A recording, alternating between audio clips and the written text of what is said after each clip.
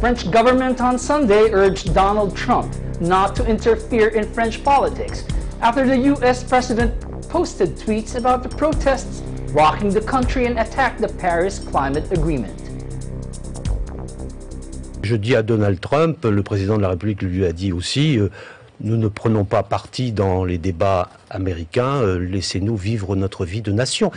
Trump had on Saturday posted 2 tweets referring to the yellow vest anti-government protests that have swept France since mid-November and sparked rioting in Paris.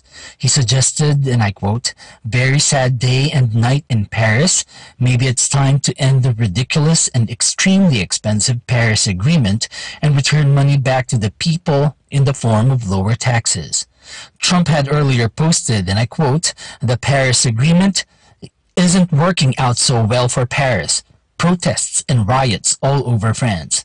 People do not want to pay large sums of money, much to third world countries that are questionably run in order to maybe protect the environment, chanting, 'We want Trump, love France.'"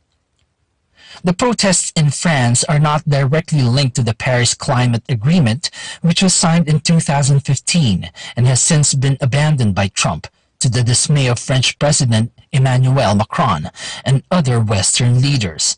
Spurred by rising fuel prices, in part due to tax hikes aimed at helping France shift to a lower carbon economy, the Yellow Vest protests have grown into a broad movement against Macron's policies and governing style. Earlier this week, Trump retweeted one of several posts falsely claiming that French protesters were chanting his name. The videos that have been used to support this claim were in fact filmed at a far-right protest in London earlier this year. Other French politicians have also responded angrily to Trump's latest tweets, including a lawmaker from Macron's party who dubbed the U.S. leader Donald the Senile. Israeli troops and members of the United Nations Interim Forces in Lebanon, or UNIFIL, gather on the Israel side of the Lebanon-Israel border near Mays al-Jabal, the day after Israeli soldiers, the army said, shot at 3 suspected Hezbollah activists along the Lebanon border, days after uncovering a tunnel under the frontier. The Israeli military said in a statement the soldiers spotted 3 suspects, apparently Hezbollah activists, attempting to approach an area where the army was carrying out engineering work in bad weather. A military spokeswoman said the incident took place close to Yifta, south of Metula, the town near which the tunnel from Lebanon was found. Lebanon's official NNA news agency said Israeli forces fired shots in the air east of the village of Mais al-Jabil after they had been surprised because of heavy fog by a routine Lebanese army patrol. The Israeli army said on Tuesday it was launching an operation dubbed Northern Shield to destroy tunnels it said were dug across the border by the Shiite militant group Hezbollah. The spokeswoman said on Saturday the works were connected to the operation. On Thursday, UNIFIL, the UN body which monitors the border region, confirmed the existence of a tunnel in northern Israel, originating on the Lebanese side of the border. It said UNIFIL is now engaged with the parties to pursue urgent follow-up action. Speaking with foreign diplomats in Israel on Thursday, Prime Minister Benjamin Netanyahu said he expected the UN Security Council to convene on the tunnels. Netanyahu, as well as their backers Iran and host country Lebanon, said, and I quote, "We think that Hezbollah should be condemned forcefully and universally on this act of aggression." Also Saturday, the Kremlin said Netanyahu called Russian President Vladimir Putin to tell him about the tunnel operation. The Russian embassy in Israel said Putin stressed the need to ensure stability along the line separating Israel and Lebanon. Iran-backed Hezbollah is the only group in Lebanon not to have disarmed after the country's 1975 to 1990 civil war. Coming up, an American neo-Nazi is found guilty of murder over Charlottesville rampage. 1 month after California's Camp Fire, residents return to their devastated city. Eagle News, Washington, D.C. will be right back.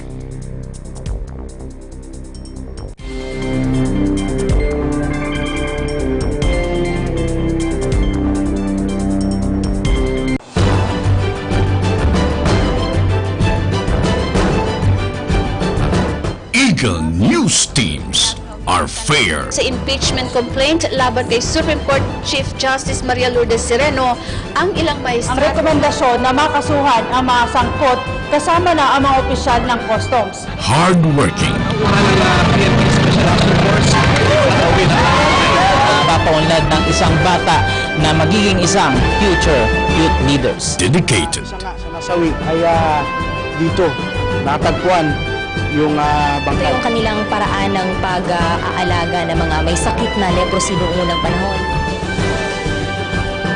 Committed to public service.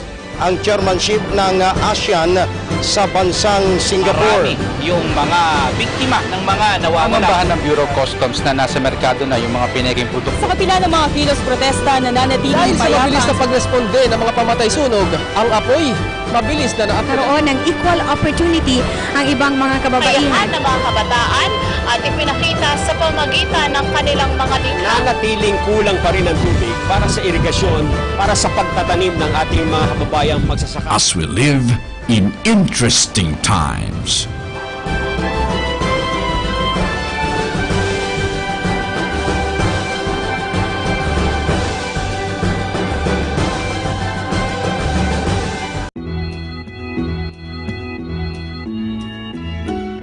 I am Leo Aquino, EBC correspondent from Vancouver, Canada, and I am standing here in front of the Olympic Cauldron located in downtown Vancouver. Did you know that the 2010 Winter Olympic was hosted in Vancouver? Make sure to tune in to Digitalness every Tuesday and Thursday at 7:30 p.m. I am Leo Aquino, and I am 1 for 25.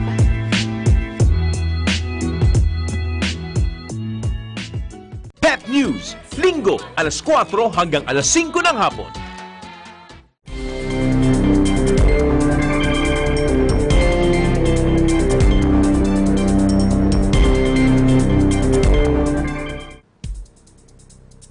Welcome back. You're watching Eagle News, Washington, D.C. An American neo-Nazi was found guilty of murder on Friday for killing a woman when ramming his car into counter-protesters at a 2017 white supremacist rally that made Charlottesville a byword for racial violence under President Donald Trump. In addition to first-degree murder, which carries a possible life sentence, 21-year-old James Alex Fields Jr. was found guilty of 5 counts of aggravated malicious wounding, 3 of malicious wounding, and 1 hit-and-run count. A jury of 7 women and 5 men reached their verdict near the end of the first day of deliberations of a trial that lasted a little under 2 weeks. The August 12, 2017 violence, which claimed the life of 32-year-old paralegal Heather Heyer and injured dozens more, turned the bucolic University City in Virginia into a symbol of the growing audacity of the far right under Trump. The president drew broad criticism in the aftermath when he spoke of blame on both sides, appearing to establish a moral equivalence between the white supremacists who came to protest the removal of a Confederate statue and those who opposed them. Some relatives of the victims, who had taken their seats behind the prosecution on the right-hand side of the Charlottesville Circuit Court throughout the trial, sobbed quietly as the verdict was read out. Wednesday, Al Bowie, one of the survivors of the attack, whose pelvis was shattered in 6 places, said, and I quote, "I am feeling the best I have felt in almost a year and a half. The trial has been a healing process. It's also been tearing open some old wounds." Sentencing will begin from Monday, with jurors given the option to recommend between 20 years and life for the murder conviction. While the fact that Fields had struck the protesters in his Dodge Challenger was not contested, his lawyers and prosecutors had offered contrasting narratives over his state of mind and intentions on that day. The defense said in their opening statements, Fields had been scared for his life, hoping, according to observers, if not for an outright acquittal, that the jury might find him guilty of a lesser charge such as second-degree murder.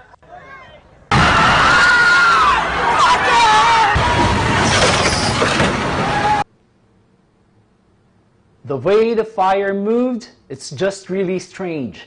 A month after the Camp Fire, which killed at least 85 people, dozens of residents of the bereaved city of Paradise are coming to terms with the new face of their city. More than 90% of it was destroyed, and the evacuation order has finally just been lifted in some districts. Many people are continuing to search the rubble of their homes for remains of objects. Yeah, it's very strange. My good neighbor over there, house wasn't touched, but my neighbor's Dave was, mine of course, and Mark's over here was.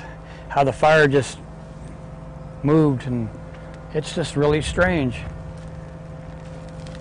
Like, look at that, the building over there, the shed, untouched, the garage. For the few residents whose homes are intact, returning to her devastated neighborhood is not necessarily any easier to manage. At first I thought my home would be gone, for sure. I thought the whole neighborhood would be gone. But then, maybe just a day or two after the fire, I learned that my house was still... I really had mixed feelings about it.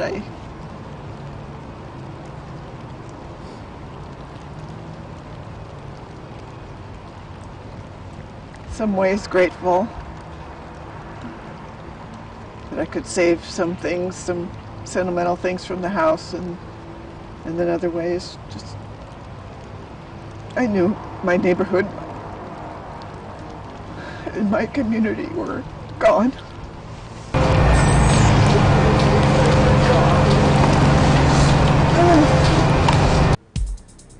When we come back, in Sacramento, a shoe store that provides a safe selling environment for sneakerheads.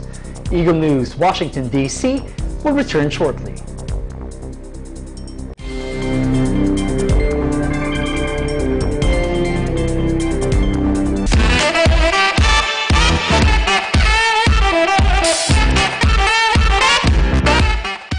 Hi guys, I'm Ariel.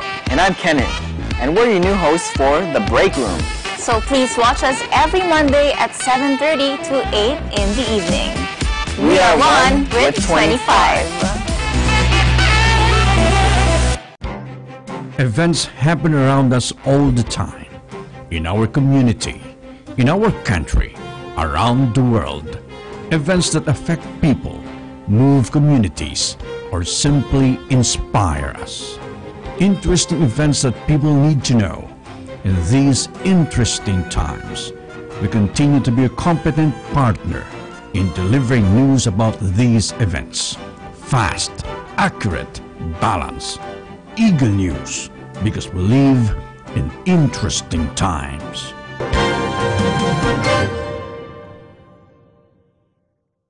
Letters and Music, Lunes hanggang Biyernes, 1:00 hanggang 2:00 ng hapon.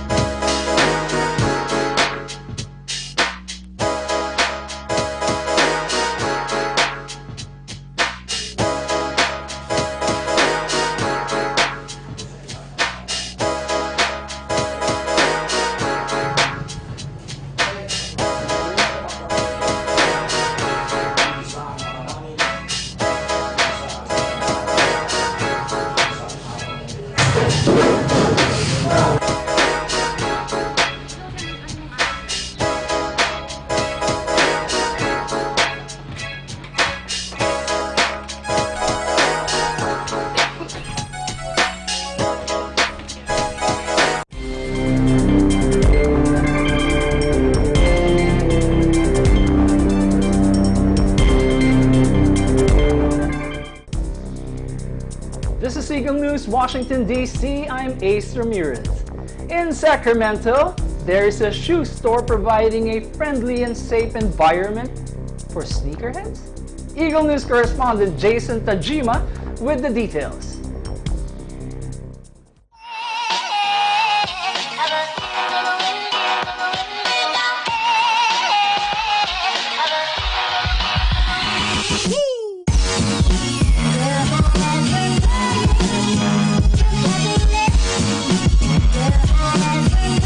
We're here at Kicks Unlimited, a sneaker consignment store in downtown Sacramento, to find out why this place continues to attract NBA players and sneakerheads alike. Here at Kicks Unlimited, I follow it on Instagram. Just wanted to finally come check it out. I'm probably here once a week, at least. Well, I love streetwear and have a huge passion for sneakers.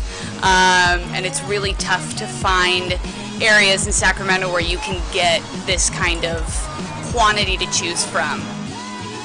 My name is Elvin Reyes. I'm one of the owners here at Kicks Unlimited, located across the street from the Golden One Arena here in Sacramento. I didn't choose sneakers; sneakers chose me. I think because I'm honestly just a graphic designer. I do T-shirts. I think it's just what is it? Lightning in a bottle, where you catch it. We actually we generate a lot of revenue for a lot of kids in Sacramento. It would make it easier for them to resell their shoes. We have some consigners that consign 20, 30 pairs a week, and they're actually making a continuous income off Kicks Unlimited. 4 years ago, they didn't have anywhere to go. Right. All they had was eBay. They could do Amazon, or they could do Craigslist, Facebook groups, but now they actually have a brick and mortar that they can actually conduct business. I'd say we just provide a safe place for kids to sell. It's beneficial for the sneakerhead community. People know more about shoes and stuff. It definitely helps embrace that community a lot more, especially in a place like Sacramento. You got a lot of hype beasts. You got a lot of guys that are really into that sort of culture. So having this store, and this is probably one of the best consignment stores I've been to. Yeah, we've had a good amount of basketball players in here. One guy that did get me excited was Jordan Clarkson, because he's actually playing for the Philippine team in the summer. And we get Buddy Hield come in here all the time, and he's like our friends now. He comes in and spends money, even though we don't have what he wants. He just wants to support us. Well, I just want the customers, when they come in, to know what they're buying is real. That there's gonna, that this is a safe environment to buy shoes. We're just trying to do the best we can for Sacramento. Try to serve a common goal of trying to get limited shoes out to people, as well as help both sides, buyers and sellers. We do legit checks. We offer that as a service to our customers for free. Oh, that's rule number one. You got to be able to know what you're intaking, to be able to sell. You don't want to be known for selling fake shoes, fake products. The market to find and buy items that are authentic is very, very slim. There's very few places that you can go that are going to authenticate items for you. You don't want anything fake. You want the real stuff. You want it to be 100% authentic. You're seen wearing a fake or something, someone spots it. I mean, that's one of the worst things possible. So to be able to come to a store and know that what you're buying is real is a really, really big deal, especially for somebody like me that's so passionate about owning authentic streetwear. I'm thankful for, I didn't do this on my own. Sacramento has helped Kicks Unlimited a lot. My partners that know what they were doing, and I just went on for the ride, and we're here. Kicks has opened a lot of doors for me. The people I've met here, the people my consigners, I'm invited to their kids' birthday parties. Kicks Unlimited has created a family for me and my family. I've made a lot of lifetime friends because of Michael Jordan and Kanye West. It's crazy. From Kicks Unlimited, here in downtown Sacramento, I'm Jason Tajima, and I'm 1 with 25. Thank you, Jason. That is today's Eagle News Washington, D.C. Join us tomorrow for stories that matter to you. Visit our websites at eaglenews.ph and eaglenewslive.com. Like us on Facebook, follow us on Twitter at twitter.com/eaglenewsph. Thank you for watching. I'm Ace Ramirez, 1 with 25.